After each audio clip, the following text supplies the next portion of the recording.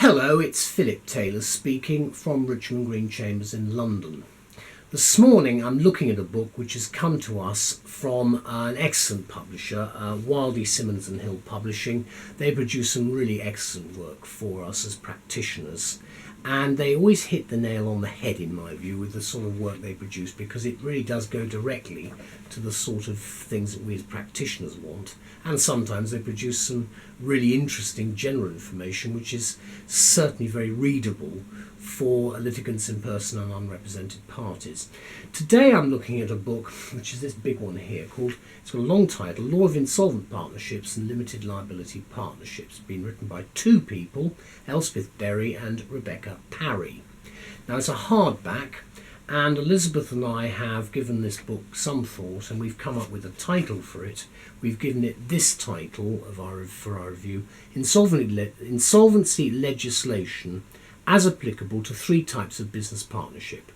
And it's an important new title for insolvency practitioners. Let's look at it first of all, the book, and then I'll do the review. It's a hardback, red cover. There's the spine. There's nothing on the back, just the spine and the front. The back of the book, as is to be expected, it's nearly 700 pages. It's a big book.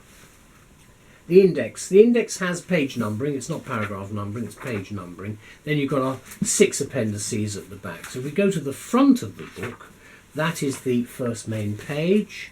Then you've got after that the detail about the book.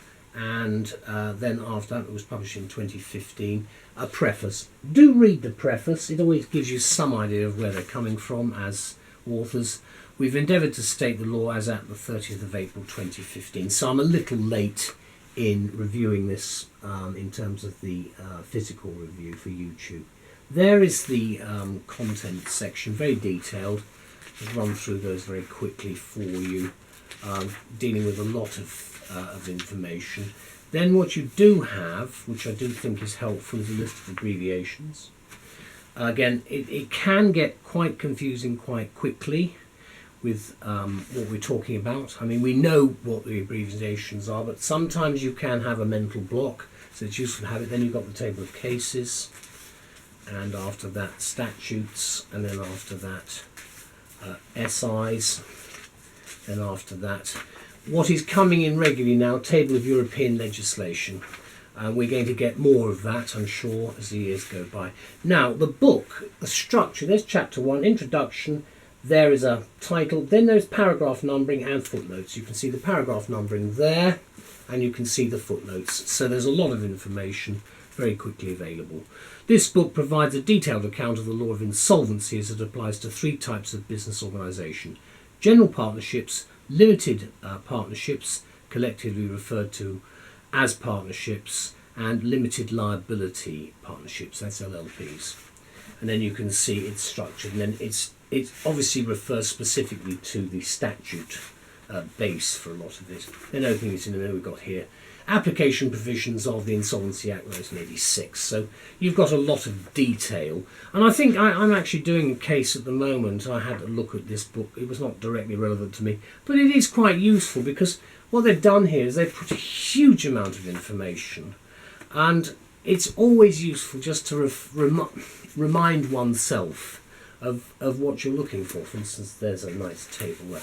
One of the reasons I say that is because if I'm using the Green Book, there's only a certain amount of information in the main practitioner works, the Green Book or the White Book. So you're going to need something like this, depending on what type of, if you're a barrister, depending on what type of case you might be dealing with. And that's really one of the reasons why I wanted to do this review, because I do think that this area is an area, depending on what you're going to get. I mean, I've got a couple of matters on where one of them, there's an overlap between personal and corporate insolvency. So it is important to have at least these books at your fingertips. So what do we say about the book? Well, we say this. As the authors of this book, as Elspeth Berry and Rebecca Parry point out, this is an extensive body. There is an extensive body of literature now available on the insolvency of companies. And that includes, of course, these new concepts of partnership. Curiously, though, Relatively little has been written on the application of the insolvency legislation to the three types of business partnership now available under English law. I indicated to you, you've got the main corporate stuff, because obviously that's historically been around a long time, but you've now got these new three areas: general partnerships, limited partnerships and LLPs. And it seems that despite their importance to the UK economy, these categories of business have been somewhat neglected as subjects of special study and attention with respect to insolvency.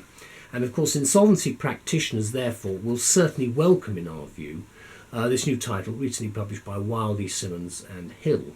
And the authors, Berry and Parry, have certainly produced this specialist text with just such practitioners in mind. So thank you to both of them for this. I think it's great help to us. Their stated aim is to provide detailed coverage of insolvency of insolvency matters applicable to the type of practices mentioned above, with a view to demystifying and untangling the complex web of legislation and procedures that pertain to the various individual and company insolvency processes. And the result, of course, is this detailed yet precise and logically organised explanation and analysis that is relatively easy to understand. And again, we're getting this now in much larger quantities, books that are actually readable. I say that because rather a long time ago, the books that we had were extremely difficult to follow, and what we have today is a much better, more lucid method of communication and expression, and that's certainly the case with the Wildy, Simmons and Hill publications. The initial focus of the book is on rescue, including voluntary arrangements and administration, as well as compositions and arrangements and the various types of receivership and agricultural receiverships included as well. It then analyses the possible partnership liquidation procedures initiated by creditors or partners. In other words, the end of the endeavour. Other issues examined include the voluntary and compulsory liquidation of LLPs and also the joint bankruptcy procedure, which interestingly is unique to partnerships. Again, you probably have some understanding of insolvency concepts, but I think again it's always useful to have that gloss, and that's what this book does for this particular area. The possibilities for insolvency litigation and disqualification are also examined, and references of course made to the Small Business Enterprise and Employment Act 2015 and also reforms made by the Enterprise and Regulatory Reform Act 2013 when these come into force. Now I say that because when the book was produced in 2015, I don't know at the moment what is and what is not in force, but it's something that you want to watch fairly carefully. Fortunately for the practitioner under pressure then, this book has been designed as far as possible for ease of use with numbered paragraphs throughout and extensive footnoting. The 14-page table of contents alone, and it is a detailed table of contents, I think is an invaluable aid to navigability, together with the detailed index which is at the back. So you should be able to find what you want reasonably quickly. There are more than 50 pages of the book devoted to cases, statutes, SIs and the European legislation. So let me conclude by saying that here then is a convenient hardback volume containing the materials and commentary the practitioner needs for these specific areas of insolvency.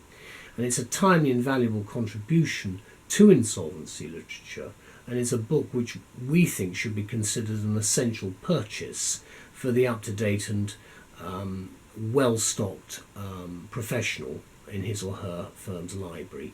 And I'd like to thank everybody involved very much for this. And I've said the law is known, as far as the authors are concerned, to be stated as at the 30th of April 2015, but I would point out that some of the legislation I've referred to has now probably come into force, but I'm not sure. You'd have to check that up. There's the actual front again. There's the spine.